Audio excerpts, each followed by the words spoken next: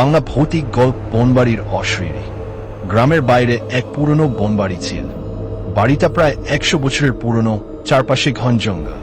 গ্রামের লোকেরা রাতে ওদিক দিয়ে যেত না, কারণ বলে শোনা যায় সেখানে এক বিধবার আত্মা ঘুরে বেড়ায়। একবার শহর থেকে কয়েকজন বন্ধু সেই গ্রামে বেড়াতে যায়। রাতে তাদের মধ্যে একজন সাহস করে বলে, চলো বনবাড়িটা ঘুরে আসি, ভূত কিছু নেই। অন্যরা ভয় পেলেও শেষে রাজি হয়। মধ্যরাতে তারা টর্চ নিয়ে ভেতরে ঢোকে।